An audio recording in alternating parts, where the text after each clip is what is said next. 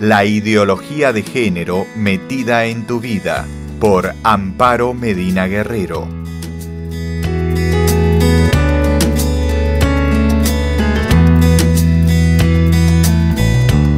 Gracias por todo lo que Susana ha dicho. Es básicamente, la conferencia es un testimonio de lo que se ha venido trabajando durante todos estos años. Me voy a tener que parar para poder mirar, además porque como estoy súper nerviosa, así paradita y viéndoles más cerca, me bajan los nervios, ¿ya?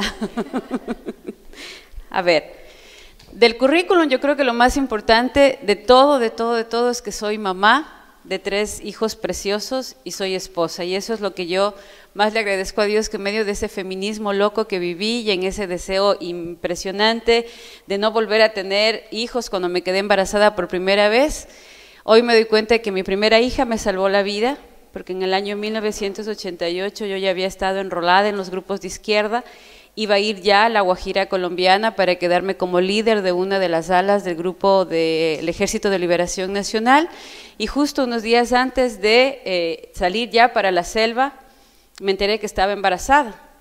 Y la primera opción que todo el mundo me dio fue que aborte, ¿no? Y de hecho era una de mis opciones también. Yo había pensado nunca tener hijos, dedicarme a la revolución, dedicarme a la guerrilla, finalmente ya empezar a trabajar y habíamos entrenado muchos años en el manejo de armas, y dije, bueno, finalmente esta es mi oportunidad de estar al frente de un grupo y ya empezar a dedicarme a lo que siempre había pensado que esa era mi opción. Y el Señor tuvo otros planes y gracias a eso me salvó, si no yo no estaría aquí contando esto que estoy contando. Me quedé embarazada y una noche, mientras estaba ya decidida a abortar al siguiente día, ya sabía dónde iba a ir y todo, sentí a mi hija con una fuerza impresionante. Yo me recuerdo acostada, y el momento en que pensaba qué sería si continuaba con el embarazo, lo único que sentí es que era una mujer, y de hecho nació mujer, pero el sentir que era una mujer me cuestionó sobre, bueno, qué poder o qué derecho tengo yo sobre otra mujer, o sea, ¿por qué yo tengo que decidir sobre otra mujer? Y cómo así yo era capaz de matar a una mujer si es que ella estaba también viva igual que yo. Y continué mi embarazo, y como en esa época realmente era otra, tenía un carácter terrible, y para poder trabajar en la guerrilla, en el Ejército de Liberación Nacional, uno tenía que ser más brava que los hombres y más fuerte que ellos para poder tener un espacio. Entonces, cuando tomé la decisión, gracias a Dios, uno de mis comandantes, que fue luego ministro de Educación en mi país, me apoyó, continué con mi embarazo y nació mi primera hija. Y luego tuve 2 hijos maravillosos, un varón que me vuelve loca, ¿no? Y entendí finalmente a través de ese hijo varón lo maravilloso que es la relación con los hombres, ¿no? Ese complemento, esa mirada, ese abrazo, ese beso, ese piropo bien encontrado en ese amor profundo hacia el hijo que nace de tus entrañas, te da otra dimensión diferente de lo que es el varón. Y mi hija, la pequeña, que ha sido la dulzura, porque ella es muy femenina, es muy femenina, y encontrarme con esa feminidad que yo perdí en la adolescencia, porque me dediqué a ser más un varón y a buscar una igualdad con el varón, y fui perdiendo esa feminidad que hoy la encuentro en mi hija, con sus detalles, con sus palabras, con sus encuentros, con su oración. Y con mi hija mayor, que como les digo es esa fortaleza que me permitió seguir y darme cuenta que todas las mujeres tenemos derechos, incluida aquella que vive en el vientre de otra mujer y que también tiene la misma posibilidad y la misma oportunidad de aquella que a lo mejor la está pensando eliminar. En medio de toda esa locura de vida y en medio de toda esa locura, encontré un varón que me enseñó que amar es estar junto a ti, ¿no? En esa época lo que hablábamos era del compañero. Yo nunca me pensé casar, y con mucha vergüenza tengo que decirlo, que mi vida ha sido muy desde el lado de la ruptura de sin Dios ni ley. Eso me hizo cometer muchos errores en mi vida. Y cuando yo hablo con las chicas les digo siempre que hay algo que uno encuentra maravilloso en la vida, y es cuando mira a mujeres como ustedes, como muchas de ustedes, que han hecho su hogar, su familia, que han encontrado su compañero y se han dedicado a amarlo, a entregarse a él en cuerpo y alma, y encontrarse a través de la bendición de Dios, la conformación de un hogar que te da piso, que te da sostén. Y en el fondo, quieren que les diga algo, en el fondo estas mujeres feministas que andamos de locas por la vida, añoramos eso. Añoramos un hombre que nos diga que nos va a amar para toda la vida. Añoramos ese compañero que esté junto a nosotros en esos momentos de tristeza y de alegría.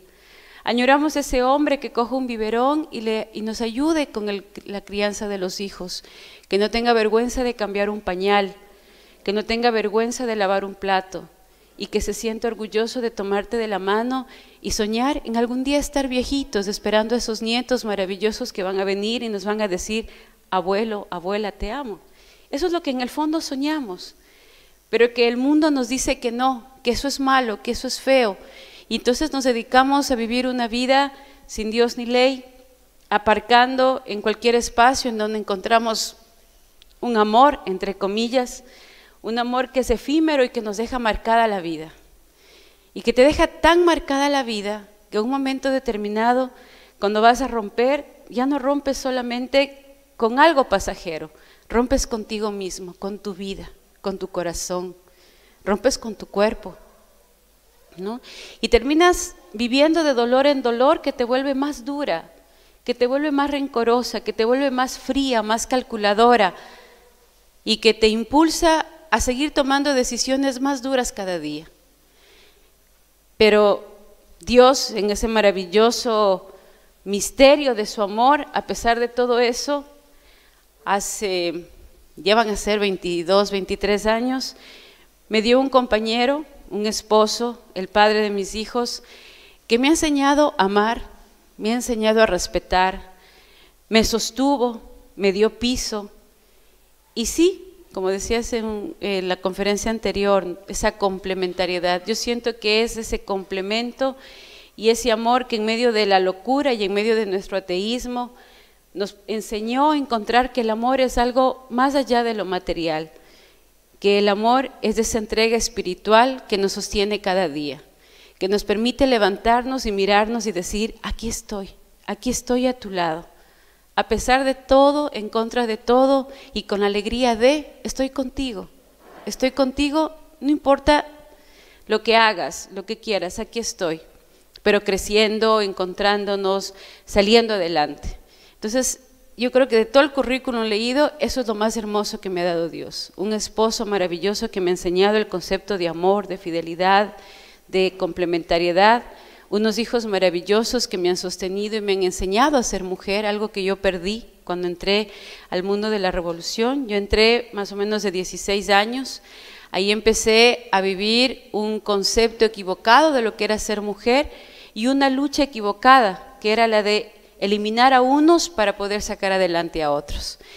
Entonces, esta conferencia, que más que una conferencia es un testimonio de cómo del otro lado nos venden un prototipo de mujer, nos venden un prototipo de sociedad, que lo único que hace es gastarnos, dolernos, lastimarnos y mantenernos en una pelea y una batalla constante que termina desgastándonos. Terminamos a los 46, 50 años con una billetera gorda, con un montón de títulos, con un departamento, con un auto, pero cuando abrimos la puerta de la casa nos encontramos solas, sin siquiera un perro que nos ladre. Entonces, esa mujer que ha quedado tan destruida y tan dañada con todo este mal llamado feminismo, es a la que tenemos que rescatar, es a la que tenemos que dar esperanza, es a la que tenemos que dar una mano, a la que tenemos que comprender y desde esa mano sacarla, pero también desde la razón, porque cuando estás del otro lado, algo que se elimina en primera instancia es la emoción, el sentimiento. Yo no puedo sentir, yo solamente tengo que batallar. Yo no puedo enamorarme porque el hombre es mi enemigo. Y es tan enemigo y he hablado tan mal del varón que muchos de nosotros terminamos en la cama de otra mujer porque odiamos tanto al varón que ya ni siquiera lo resistimos a nuestro lado. Entonces, ahí es donde hay que trabajar. Es ahí donde tenemos que germinar. Y ahora sí viene el problema más grande para todas ustedes. Y es que si están aquí, es por una razón que solo Dios sabe, pero que de aquí tendremos que salir diferentes y con compromisos nuevos. Y el compromiso nuevo no solo está dentro de casa, sino está fuera de casa, justamente hacia esas mujeres que equivocadamente nos hemos creído un cuento de superación, nos hemos creído un cuento de que hay que ser más que los hombres para ser mejores, y lo hemos terminado dañadas, destruidas y muy dolidas, muy dolidas. La conferencia basa en esa ideología que se ha venido dando durante todo este tiempo. He ido recuperando algunos de los documentos que se vienen trabajando en los diferentes masterados de género, sobre todo a nivel de universidades o de institutos superiores, donde el posgrado de género se ha vuelto una necesidad básica para poder trabajar en medio de todo este mundo del feminismo. No sé si me ayudan apagando un poquito la luz de acá adelante, sobre todo, la de atrás no importa. ¿Ya? Vamos a ver cómo inicia toda esta lucha feminista frente a toda esta necesidad de lo que hemos ido hablando de los derechos de la mujer. Realmente los movimientos feministas nacen con los movimientos sufragistas, es decir, con la necesidad de que en el medio del voto no solamente voten los hombres, sino que también tengan derecho a voto las mujeres. Eso fue en el siglo XIX, a finales del siglo XIX y en los siglos XX. ¿Cuáles fueron los primeros movimientos feministas? Los primeros movimientos feministas que empiezan a aparecer en esto está el feminismo liberal, es decir, el angloamericano de raíces básicamente protestantes, hace énfasis en el individuo e ignora la importancia de la familia, es decir, aquí se empieza a trabajar a la mujer ya fuera del contexto familiar.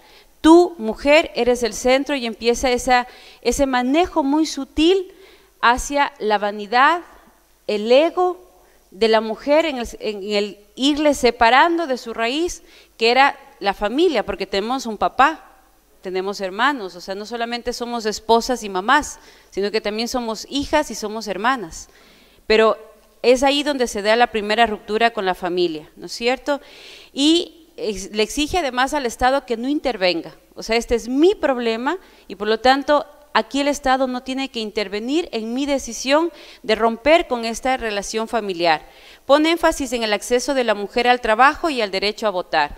Empiezan a buscar la necesidad de que la mujer salga del hogar, porque empiezan a darse los primeros pasos en el discurso aquel de que no hay peor situación para la mujer que la casa. Y empieza a verse ya con cierta vergüenza a la mujer que se queda en la casa. Aquí es donde se empieza a trabajar en la parte de ir rompiendo a la mujer desde su lado femenino de la maternidad, del ser esposa, y se le da como una carga, se le empieza a que la mujer sienta que esa etapa de su vida es un peso muy grande y que no tiene derecho de llevar. A esto se une luego el feminismo socialista, del ámbito francés y alemán, que para mí personalmente son de los más duros y de los más crueles con el tema de la mujer y su relación con el hombre. Buscan reivindicar a la mujer desde lo social, utilizan los socialistas Marx, Engels, Gramsci y a la mujer para así pasarnos de la lucha de clases a la opresión de las mujeres por el patriarcado, ¿no? Es decir, empezamos a ver que ya no solamente se maneja el discurso de que hay una lucha de clases, sino que también se empieza a hablar de que esta lucha de clases ha traspasado dentro de las puertas del hogar y que hay una lucha entre el hombre y la mujer y que este patriarcado implica inclusive el matrimonio y que el hombre se casa con nosotros para doblegarnos, para tenernos como empleadas, para hacernos menos, y que esa es la herramienta del matrimonio, hacer menos a la mujer, ya no solamente en el ámbito social, sino en el ámbito familiar. Finalmente, las mujeres son la primera propiedad privada y la opresión de las mujeres por parte de los hombres es la primera opresión de la clase. Le dan un énfasis a un gran gobierno amplio que solucionará los problemas de las mujeres. Y aquí, en cambio, ya a diferencia del otro, aquí se le pide al Estado que intervenga, que ponga leyes para evitar que esta situación se siga dando y empieza aquí. No se dio al inicio, hoy sí lo vemos y lo sentimos, en donde se empieza a través de las leyes a impulsar al hombre a salir del contexto de la mujer. Una vez que se da ese paso, ya no solamente que sale del contexto de la mujer, sino que pasa a ser el enemigo de la mujer. Entonces es el enemigo a vencer. El hombre es el malo, el hombre es el egoísta, el hombre es el macho, el hombre es el patriarca y por lo tanto ya se convierte no solamente en un espacio de una lucha de igualdad, sino de superioridad. Y lo que ha logrado hoy a través de las leyes es que el hombre sea excluido de la vida, pero también sea castigado como enemigo. Una de esas leyes es la ley del feminicidio. Es decir, si una mujer en la calle atropella a otra mujer, recibirá 3 años por esa irresponsabilidad y por ese accidente. Pero si un hombre atropella en la misma circunstancia y a la misma mujer, ya no es 3 años, es el doble porque se considera feminicidio, porque se asume que el hombre tuvo una culpa más grave por ese accidente, por el hecho de ser hombre.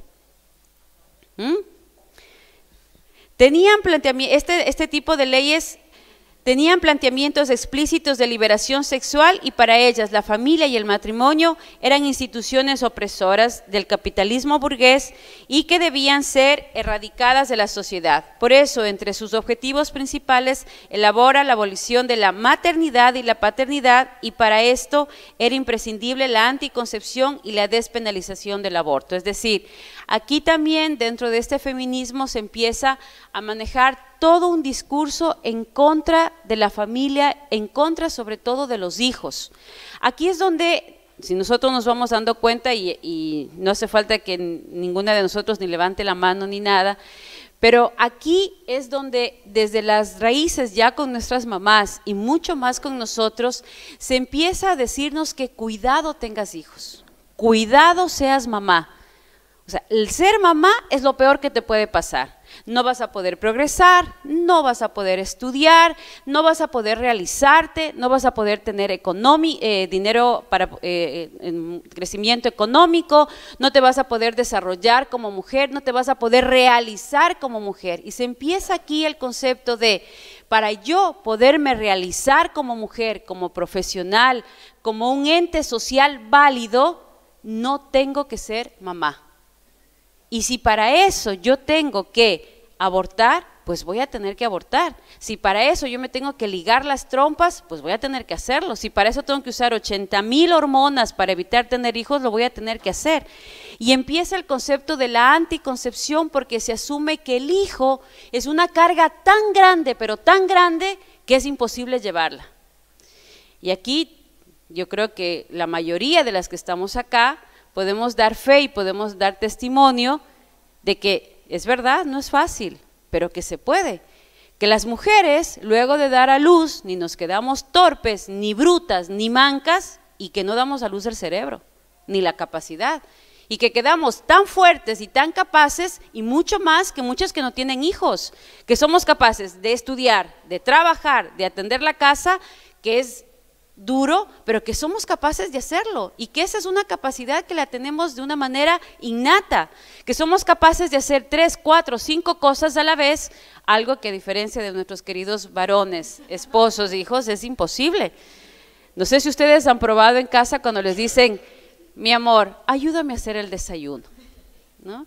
Entonces, claro, él primero se entra a la ducha, se afeita, se cambia, se pone guapo y cuando tú bajas, recién empieza a poner el agua en la estufa y tú estás a punto de estrangular a alguien. Pero si tú vas a hacer el desayuno en la mañana, ¿qué es lo que haces? Mientras te duchas, ya dejas poniendo el agua. Mientras sales de la ducha, ya pones a lavar la ropa. Y despiertas a los chicos y los apuros. Y mientras te vistes, vas poniendo la mesa, te vas arreglando, te vas maquillando. Y a la hora de salir, todos están desayunados, listos, incluida tú. Esa es una capacidad que solo nosotras la tenemos. Es una habilidad que Dios nos dio para justamente hacer el trabajo que hacemos. Entonces, el decirnos que con la maternidad o con los hijos va a ser imposible que salgamos adelante es una mentira. ¿Cuántas de nosotros hemos estudiado, trabajado y sacado adelante a nuestros hijos? Y aquí estamos, un poquito más cansadas que otro, pero aquí estamos y felices, porque otra cosa que también tenemos las mujeres y que este tipo de feminismo nos está matando es la capacidad de que cuando lo hacemos Y mientras más trabajo nos da, mientras más esfuerzo y más sacrificio, más orgullo tenemos. Es decir, cuando nosotros hablamos con nuestros hijos de lo difícil que fue un momento determinado de nuestra vida con ellos, le decimos con ese orgullo de decir, mira, y eso estoy feliz de haberlo hecho. Y me siento orgullosa de haberlo hecho. Como cuando cocinamos un plato delicioso para nuestra familia y nuestro hijo nos dice, mamá, te quedó riquísimo. O mi mamá prepara la mejor paella de todo el mundo. O sea, como mi mamá la hace, no lo hace ninguno. Y ese sabor que te queda a ti adentro es esa felicidad que nada en la vida la compra. Ni el título del masterado, ni nada. Ahí tenemos nuestras mayores satisfacciones y sin embargo, este tipo de ideología es donde primero nos ha dado. Y nos da ¿por qué? Porque nos juega la vanidad, nos juega el ego. Y en el tema de la sexualidad nos juega la lujuria. Es decir, ese placer, esa vanidad de decir yo. O sea, es que yo lo he logrado, ¿no? O sea, no he necesitado de nadie. No necesito de un varón en mi vida, que es lo que nosotros decimos desde el lado feminista. Yo no necesito de ningún varón en mi vida, yo no necesito de nadie a mi lado. Yo soy capaz de valerme sola por mí mismo y por lo tanto no necesito a nadie. Todo lo que tengo lo tengo por mí y no le debo gracias a nadie. Ojo. Y eso muchas mujeres te lo dicen con un orgullo y una soberbia que dices, anda, ¿y el esfuerzo de tus padres? ¿Quién te crió? ¿Quién te hizo lo que tú eres? ¿Quién te dio esa seguridad? Lo tuviste en una familia, lo tuviste en un hogar. Pero ese discurso de decir yo, y luego también el hecho de decir, mira, yo prefiero esperar, voy a disfrutar, voy a esperar, porque mira, no me quiero sacrificar, porque además para tener hijos yo tengo que tener la casa, tengo que tener el carro, claro, te cogen los 35, te cogen los 40 años y los óvulos ya no son los mismos, la capacidad física ya no es la misma, ¿no? En nuestro tiempo y en el tiempo de nuestros padres, todo se hacía junto y se hacía de abajo hacia arriba, de a poco, despacio, con esfuerzo, con sacrificio, pero se hacía con mucho amor. Y hoy eso está totalmente desvalorado. Eso ya no sirve, eso ya no vale la pena, eso es algo que quedó antaño y ese deseo de yo no me quiero sacrificar por nadie, yo no me quiero esforzar por nadie, ¿no? También va perjudicando a a nuestros hijos y a la sociedad en la que estamos viviendo hoy, en donde sacrificarse o hacer algo por alguien ya no es válido, ¿no? O sea, inclusive se considera algo de tontos. O sea, ¿cómo tú te vas a quedar en la casa cuidando a tus hijos? Hoy, en este tiempo, o sea, ¿qué te pasa? ¿Estás loca? Estudia, sal adelante, o sea, criar a los hijos o quedarte en la casa es así como lo más denigrante que podemos hacer. Pero les cuento que hay investigaciones en muchos países en donde ese tipo de esfuerzo y sacrificio a la sociedad, no solo estoy hablando de tu familia, de la felicidad de tu hijo, de la felicidad de tu hogar, no, a la sociedad le implica el haber invertido en jóvenes seguros, capaces, honrados, estables y con mayor capacidad gerencial que otros. Se consideran que, inclusive en estas investigaciones, muchos de los gerentes de las grandes empresas mundiales tuvieron un hogar estable y por eso inclusive se pide a todo este tipo de profesionales que traten de buscar una estabilidad familiar para poder tener una estabilidad dentro de los ámbitos de liderazgo que ellos llevan. Hay un segundo feminismo de los años 60 que lo marca ya la obra Segundo Sexo de Simone de Beauvoir y Por la ilusión femenina de Betty Friedan. Este movimiento tiene ideas marxistas junto con el liberalismo sexual. Es decir, ya no solamente está el patriarcado como parte de uno de los deseos de romperlo, sino que también está la liberación sexual en el sentido de, si tú tienes 10 mujeres antes de casarse, yo tengo que tener 15 hombres antes de casarme. O sea, ¿por qué tú sí y yo no? O sea, si tú te emborrachas, cuando vas a las fiestas, pues yo también tengo el derecho de emborracharme. Y si tú te emborrachas con 4 tragos, pues vamos a ver si yo me emborracho al 5.º trago. Y vamos en esa competencia, ¿no? Y empiezan las competencias inclusive de, no, yo me voy con mis amigos y mira, aguanto 3 botellas de whisky y estos no aguantan ninguna y son hombres, ¿no? Y también dentro del liberalismo sexual, ¿no es cierto? Entonces, como tú no te embarazas, yo tampoco me quiero embarazar, entonces para eso me tengo que tomar unas pastillitas para evitar embarazarme. Y somos los únicos seres humanos, las mujeres, muchas mujeres, somos los únicos seres humanos que tomamos pastillas para destruir un órgano que funciona bien. ¿Por qué te tomas la pastilla anticonceptiva? Porque como tu órgano reproductor funciona tan bien, funciona perfecto, que por eso te embarazas, porque si no, no te embarazaras. Si estuviera tu órgano enfermo, no te embarazarías. Pero como funciona tan bien, la pastilla anticonceptiva tiene el objetivo de destruir un órgano. Y hasta en eso es machista. ¿Saben por qué? Porque el 98% de anticonceptivos y contraceptivos son para las mujeres, que terminan destruyendo un órgano de la mujer. En el caso del varón existe el preservativo y la vasectomía. En el preservativo no destruye ningún órgano. Y en la vasectomía lo único que rompe es un conducto, no termina destruyendo el órgano. En el caso nuestro sí. Todos los productos que nosotras como mujeres usamos a nivel de anticoncepción destruyen un órgano que funciona perfectamente. Es como que si yo mañana le dijera a uno de ustedes que se tiene que empezar a tomar una pastilla para destruir un pulmón o una pastilla para destruir un riñón. ¿Cuántas de nosotros empezaríamos a tomar pastillas desde el día de hoy para destruir el riñón? Yo creo que ninguna en sus 5 sentidos lo haría. ¿Cuántos de nosotros tomaríamos la decisión de amputarnos un brazo por el simple hecho de decir, mira, a mí yo soy diestra, como el brazo izquierdo casi no lo utilizo, no me sirve mucho, mañana voy a pedirle al doctor que me ampute el brazo y así me quedo ya tranquila? ¿Para qué lo tengo si no lo uso? Si voy al médico me va a decir, oiga, señora, usted necesita un psiquiatra, está un poco loca, o sea, tan tarada, ¿cómo se va a quitar un brazo? Se va a amputar un brazo. Pero no lo consideran igual cuando yo voy y digo, ¿sabe qué? Ampúteme las trompas. Estoy amputando un órgano. Estoy destruyendo un órgano vital en mi vida como mujer a nivel hormonal que me permite tener más equilibrio, que me permite tener mucha más estabilidad emocional. No, ampúteme.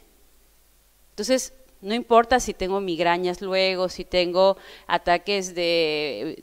la mayoría de enfermedades cardiovasculares están relacionadas con ese tema, ¿no? Histerectomía e histeria vienen de la misma raíz, ¿no? ¿Cuántas de nosotros luego de una amputación de trompas, una ligadura o de habernos quitado el útero, terminamos con unos caracteres, un carácter de esos de padre y señor mío? ¿Que cómo se estabiliza? Mensualmente a nivel hormonal, con todo nuestro funcionamiento hormonal regular, pero como ya no es regular, terminamos terribles. Entonces, ese tipo de información no nos dan. ¿Por qué? Porque no les interesa. Si yo vendo una pastilla anticonceptiva diciéndole a usted que le va a dar migrañas, que le va a dar enfermedades cardiovasculares, que le va a provocar daños a nivel de las venas, que le va a dañar el órgano reproductor, nadie lo compraría. Entonces yo tengo que vender lo que usted quiere oír. ¿Qué quiere oír? Placer, mucho placer. Disfrute de su cuerpo, viva el placer de vivir su sexualidad. Entonces yo le vendo a usted placer, disfrute, vívalo, haga lo que usted quiera con su cuerpo, total, no va a tener ninguna responsabilidad de por medio. Entonces eso sí vende y eso es lo que hasta el día de hoy siguen vendiendo. ¿Cuáles fueron los factores que produjeron la revolución intelectual? Fueron el inconformismo de los jóvenes, el movimiento pacifista hippie, que promovía el amor libre, las relaciones sin compromiso, informales pero puras. Es decir, con que yo te diga que me gustas, con que yo te diga que te amo, ya. No importa si mañana ya amo a otra o mañana ya quiero estar con otra, y es lo que les pasa a los chicos. Nosotros tenemos un centro que atendemos en las puertas de los abortuarios, igual que muchos proyectos acá igual, y muchas de las chicas nos dicen, es que estoy embarazada de mi amigo con derechos, Fue una noche de placer, fue una canita al aire. Es que ni siquiera me acuerdo de quién me embaracé porque estaba guapísimo. Entonces, esa ruptura con mi respeto, con mi dignidad, es lo que va llevando a todo esto. Se atribuye la causa de la desigualdad de la mujer en el espacio público a su subordinación en lo privado. Aquí hay un punto elemental.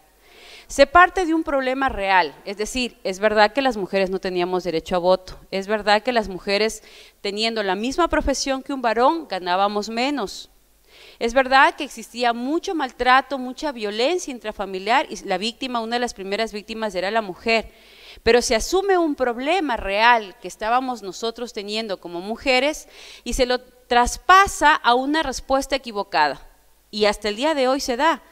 ¿Qué es lo primero que le dan a una mujer cuando ha sido violada? La pastilla del día después. Como si ya con eso habríamos solucionado absolutamente todo. No estamos hablando de lo que implica el ataque psicológico de haber vivido una violación, no estamos hablando de las consecuencias físicas que tiene el vivir esa violación, y no estoy hablando del embarazo, estoy hablando físicamente de lo que implica que te hayan pegado, golpeado, tirado al piso, violentado, arrebatada tu ropa con violencia, haberte agredido. Los violadores inclusive en sus palabras son soeces, son groseros. ¿Quién te atiende eso? Y emocionalmente, ¿tú crees que con una pastilla de emergencia te han solucionado todo? ¿Cuántos meses de asistencia psicológica le dan a una mujer después de haber sido violada? Ninguna. Ese rato te entrevistan con una persona, te dicen que te van a llevar al médico, te someten a un médico que nuevamente te vuelve a violentar porque te desnuda nuevamente, porque te pone en una camilla para describir en función de la vuelta del reloj, en función del sentido del reloj, y te dice a las 3:15 tiene un hematoma, a las 5:20 tiene no sé qué cosa, tiene un rasguño, y así te tratan. Luego de eso, tómese la pastillita y hasta luego. Ese es el trato que tenemos y esa es una de las consecuencias que hemos vivido. Es decir, todo se soluciona con el aborto y la anticoncepción, todo. La violación, el maltrato intrafamiliar, y si te están pegando, ¿qué es lo que te dicen? Mire, sepárese, bótele, o sea, no hay ni siquiera una atención al mismo varón, no, y nos hemos olvidado de dar atención al varón. Un hombre que está maltratando a una mujer, si tú le quitas a esa mujer de por medio, mañana va a maltratar a otra. Entonces, ¿a quién hay que ayudarle? Es a él, con él es el con el que tengo que trabajar, a él es al que le tengo que dar ayuda emocional, psicológica, acompañamiento. Y tal vez así, inclusive termino salvando la familia, pero no, la situación es aquí, la mujer y la respuesta anticoncepción y aborto. Se atribuye la causa de la desigualdad de la mujer en el espacio público a la subordinación en lo privado. Pero hay un tercer feminismo, hay un feminismo revisionista, lo está liderando Badinter. Quiero aclarar que no es ni católica ni es nada, es una mujer feminista, ella es atea.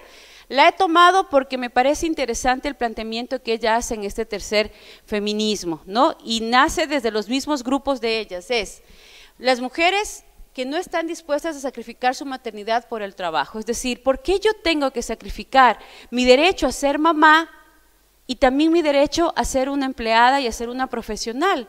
Lo uno tiene que verse complementado con lo otro y es el Estado el que me tiene que garantizar esto.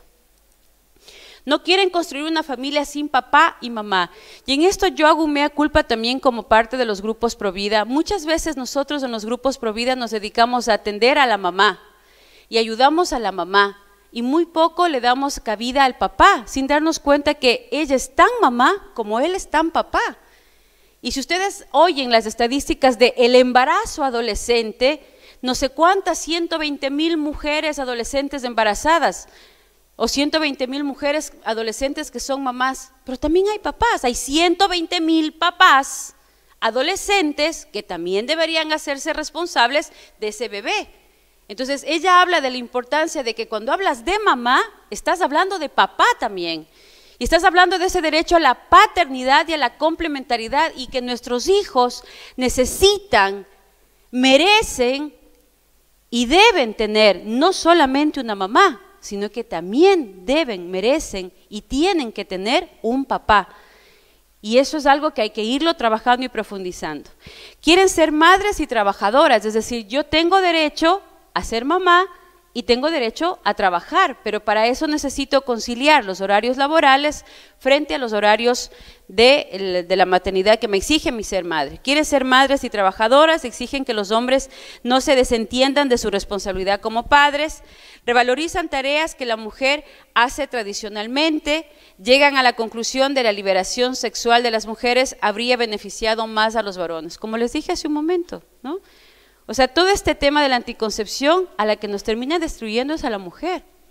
Las hormonas terminan acabándonos la vida y no nos vengan a decir que no te pasa nada. Es como decirme a mí, por ejemplo, en el caso de la pastilla del día después, que da igual que no me tome 150 aspirinas de una sola tomada y que no me va a pasar nada, a que me las tome. O sea, no me pueden decir que si me tomo 150 aspirinas, que estoy hablando de una aspirina que es como muy común para muchas personas, mucho más si te tomas levonorgestrel, 1.5 miligramos de levonorgestrel en una sola toma te termina convulsionando, es tan fuerte que de tomada ya te da vómito, te da migraña, te da mareos, solo de lo que te tomas, y ya ni te digo todos los daños que te causan por dentro. Entonces ahí también hay que ir como generando un proceso de formación. Buscan implicar al hombre en el logro de la igualdad real entre los dos sexos. Entonces, en definitiva, ¿qué promueve el feminismo? El progreso de las mujeres y para eso lucha contra el patriarcado, la subordinación de las mujeres, la igualdad entre el hombre y la mujer, que dicho así suena muy bonito, ¿no? Para esto se han dado diferentes organizaciones, se han dado diferentes actividades como el Día Internacional de la Mujer, y el problema está en qué es lo que nos exigen hacer para llegar a esa meta. Ahí está el problema. ¿Qué tengo que hacer yo para llegar a esa meta de igualdad? Renunciar a mi esencia femenina, es decir, yo tengo que ser cada vez más macho para ser más mujer. Así es.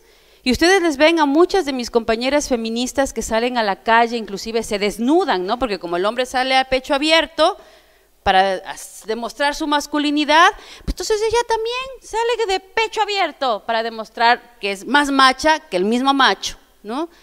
Entonces ahora todo tiene que ser en función de ser más dura, más fuerte, más enojada, más mandona, más peleona, y a mí nadie me ningunea, y a mí nadie me dice nada, y aquí estoy yo, y al que se me plante a ver cuántos son y a cuánto me toca, ¿no? Entonces, esa es la imagen que hemos ido rompiendo. Debilita la familia, es decir, vamos viendo como poco a poco yo tengo que ir destrozando mi familia. O sea, yo cada vez tengo que ir posponiendo mi maternidad, posponiendo por ejemplo, el matrimonio, tengo que primero tener los títulos, tengo que primero tener el dinero, pero la familia es lo más postergado de todo, porque la familia es igual a opresión, la familia es igual a subordinación. Rechazan la maternidad, es decir, ya muchas mujeres dicen, no, yo mamá no quiero ser, ¿eh? O sea, mira, mi opción personal es no ser mamá, porque te implica donarte, porque te implica ser responsable, porque te implica sacrificarte, implica que tienes que hacer algo por los demás. No, yo no. O sea, yo quiero pasear, quiero conocer el mundo, quiero gastarme mucho dinero en joyas, quiero tener todo el ropero lleno. O sea, yo quiero ser feliz, ¿no? Y ser feliz implica que yo quiero todo este mundo para mí y cuidado me pidan un poquito de sacrificio porque no. O sea, ahí sí ya yo no llego. Promueven la liberación sexual, como les digo, es decir, yo puedo acostarme con todos los hombres que quiera, así como los hombres lo hacían antes, se acostaban con todas las mujeres que quieran. Defender el aborto a petición, porque no existe anticonceptivo 100% seguro en ninguna parte, por lo tanto ellos tienen el negocio seguro.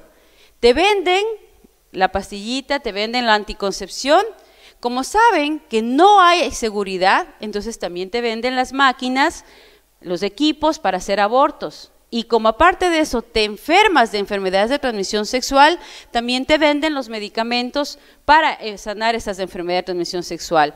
Y ahora hasta inclusive venden el colágeno de los bebés abortados para hacer cremas, para hacer shampoos. Entonces el negocio es redondo al 100%. Disociar la reproducción de la sexualidad, combatir por la igualdad salarial, es decir, necesito sentirme igual, que yo creo que es importante empezar a trabajar en esto. Hay muchos profesionales que son hombres y que son mujeres y que la mujer por el hecho de ser mujer gana menos, entonces busca esa igualdad salarial, promueve la promiscuidad sexual y el lesbianismo por placer, ingresar forzadamente al mercado laboral porque es sinónimo de independencia, es decir, la mujer tiene que trabajar y si se queda en la casa cuidando a los hijos, la familia ya se la ve mal, tener igualdad numérica en los puestos de trabajo, que es el sistema de cuoteo, y promover la agenda de género. Eso es lo que tenemos que hacer para llegar a esa igualdad. Uno de los puntos centrales de toda esta campaña ha sido el control de la natalidad como derecho humano y la estrategia global frente a la problemática de la mujer. Es decir, hay una problemática muy grande, pero lo que nos han dado básicamente es el control de la natalidad como derecho humano. Y aquí una de las líderes de todo este movimiento, y es la base de los estudios de todas, absolutamente de todas las carreras de género, en todas las universidades del mundo, y es el ídolo de las feministas, Margaret Sanger, que fue la precursora norteamericana de los movimientos feministas, luchó por la imposición del control de la natalidad, el uso libre de anticonceptivos y el fomento del aborto. Fundó la organización La Liga Americana para el Control de la Natalidad, hoy llamada IPPF, que es la mayor inversionista en anticoncepción y aborto en el mundo entero. En América Latina lidera la inversión en aborto y anticoncepción. En 1914 fundó el periódico La Mujer Rebelde. Ella es nazi en su totalidad, ella defiende la teoría nazi, trabajó muchos años para la difusión de la teoría nazi y sobre la base de su teoría nazi está trabajando ahora el lado del feminismo. Entonces, uno de los textos dice claramente en el lado del control de la natalidad como medio práctico de la política racista, y este es uno de los documentos que inclusive a nivel de imagen se venden, ¿no? O sea, la familia feliz, la familia perfecta, son esos dos niñitos en donde ellos están guapísimos, súper bien vestidos, se nota felicidad, y la familia pobre, sucia, cochina en primer plano, es la que tiene muchos hijos, ¿no? Entonces, esos mensajes visuales son los que siempre nos llegan y hoy están tan metidos que tú encuentras coches solamente para 4 personas, departamentos para máximo, con 3 dormitorios, con 2 dormitorios, es lo típico, espacios cada vez más reducidos, son parte de toda esta imagen que se va vendiendo. Nuestro fallo de segregar a los imbéciles, literalmente, eso es lo que dice, nuestro fallo de segregar a los imbéciles, quienes están aumentando y multiplicándose un peso muerto de basura humana, engendra impasiblemente la clase de los seres humanos que nunca deberían haber nacido. El control de la natalidad en sí mismo, denunciado a menudo como violación de la ley natural, no es nada más ni nada menos que la facilitación del proceso de deshacernos del indigno, de prevenir el nacimiento de defectuosos o de aquellos que lo serán. Margaret Sanger, ¿ha oído usted el aborto en caso de niños con discapacidad? ¿No? ¿No le suena muy familiar esto? ¿Cómo van a venir, pobrecitos, a sufrir? ¿Por qué tiene esta mujer que cargar con el peso de un niño que tenga un problema físico o un problema mental? Por favor, no le pueden exigir mujeres heroicas a la sociedad. El aborto tiene que ser un derecho. Miren de dónde parte esta filosofía, ¿eh? O sea, la filosofía parte de cuidado nazcan los seres imperfectos. Aquí todos o somos perfectos o vamos saliendo de esta sociedad que no nos acepta. El exterminio de la población negra, el enfoque educacional más exitoso para llegar al negro es a través de un llamamiento religioso. Igual pasa con los indígenas, ellas lo que hacen es entrar a través de muchos sacerdotes ingenuos a los que se les convoca y se les dice, mire padre, la pobreza aquí, hay que dar anticoncepción. No queremos que nadie se entere de que queremos eliminar a la población negra y el ministro religioso es el hombre que puede aclarar esa idea, si alguna vez se le ocurre al más rebelde de sus miembros, ¿no? Deberíamos contratar a 3 o 4 ministros de color, preferiblemente con conocimiento del servicio social y con atrayente personalidad. El acercamiento educativo más acertado a los negros está con una súplica religiosa. No quisiéramos que saliera de nuestra boca la frase de que deseamos exterminar a la población negra. Y eso es algo que es clave en esto. Ellos nunca van a admitir que son ellos los que defienden esta propuesta. Nunca. Ellos siempre van a trasladar la propuesta al otro, al grupo. Entonces no es la ONU la que está pidiendo la anticoncepción, es las mujeres las que están pidiendo, es su realidad la que la están gritando. Entonces ellos nunca van a admitir que son ellos quienes lo están pidiendo, siempre van a buscar un grupo humano, un equipo a través del cual llegar. La esterilización de los débiles mentales, el débil mental innegable debería de hecho no solamente ser reducido, sino además prevenido de propagar su clase. Aborto por discapacidad. Debería llevarnos también a la mejora racial el esterilizar incluso a esos débiles mentales que no entran necesariamente dentro del grupo hereditario. Anticoncepción masiva a grupos indígenas, a grupos afroamericanos. En la colonia de Lynchburg, para epilépticos y débiles mentales del estado de Virginia se esterilizaron desde 1927 hasta 1972 unos 8,000 niños al amparo de una ley eugenésica, igual que lo quieren hacer ahora. La selección elitista de las clases acomodadas. Nuestra tarea está no solamente en prevenir la multiplicación de la mala estirpe, está también en prevenir para preservar la estirpe bien dotada. ¿Han oído aquello de cómo ustedes pretenden que una madre pobre tenga más de 8 hijos? Ahí están las pobres, en mi país se dice, ahí están las pobres en el mercado, pariendo como conejos, ¿no? ¿Cómo es que ustedes no hacen nada? ¿Así? ¿Se acabará la pobreza eliminando a los pobres? Lo dudo. Mientras muchos de nosotros tengamos armarios llenos de ropa, armarios llenos de cosas y no seamos capaces de ayudar al otro, ¿con qué autoridad hablamos? ¿Cuántos de nosotros somos capaces de pararnos y mantener a una de estas familias con parte de lo que nosotros ganamos? O sacrificar algo de lo que nosotros tenemos guardado para ayudar a los demás. ¿Con qué autoridad podemos decir nosotros que hay que eliminar a los pobres para que haya menos pobres, si no estamos haciendo nada? Esto es un tema de política económica, no es un tema de eliminación de personas, porque entonces cojamos a todos los pobres en la Plaza Mayor y echémosles un tiro, porque eso es lo que ellos proponen. Hay que esterilizar a las mujeres pobres, porque ¿cómo van a seguir teniendo hijos? Las señoras que tienen 4 o 5 hijos ya automáticamente van a un hospital público y lo primero que le dicen, señora, usted se tiene que ligar, ya no puede tener más hijos, ¿no? Entonces, es parte de esta filosofía que se nos ha venido dando. Por el interés del progreso social o incluso por la permanencia de la civilización, las clases intelectuales deben tener más niños. Perdón. Es decir, aquí siempre se habla de que solamente los que pueden, los que están en capacidad de tener, deberían tener hijos, los otros ya no, a esos no les debemos dejar tener hijos. Nuestro problema más acuciante es aumentar el índice de natalidad del superior y disminuir del inferior. Dios te pague. La destrucción de la familia y el matrimonio, esos son sus peores enemigos, ¿no? Cuando una mujer dice me voy a casar y le dice a una feminista, le estás dando el golpe más bajo que te puedas imaginar, o sea, es lo que más le duele a ella. La acción más misericordiosa que puede hacer una familia numerosa por uno de sus miembros más pequeños es matarle. Tienes 6 hijos y vas al 7º embarazo, aborta, aborta. O sea, no puedes seguir teniendo más hijos. Y todo el mundo, es más, hay una presión tan grande que muchas mujeres les da hasta vergüenza, les da miedo decir que están embarazadas, porque sienten que automáticamente toda la sociedad te va a ver como tonta, como ignorante, como incapaz, y empiezan a preguntarte, ¿y ahora qué vas a hacer? O sea, así como que te dijeran, tienes cáncer, ¿qué vas a hacer? Igualito, estás embarazada, ¡ah! ¿Y ahora? O la típica frase, ¿no tienes televisión? En pleno siglo XXI, ¿cómo es posible? ¿No? Con todo lo que existe, y te lo dicen con una, así, con una cara, que te dicen, oye, pero en pleno siglo XXI, a tu edad, es otra frase, ¿no? A tu edad, ¿cómo es? O sea, mira, o sea, no tengo 81 años, ¿no? La cama del matrimonio es la influencia más degenerativa en el orden social. Es algo que les duele muchísimo, el matrimonio, la familia. Ninguna mujer tiene derecho legal de concebir a un niño sin un permiso para la maternidad. ¿no?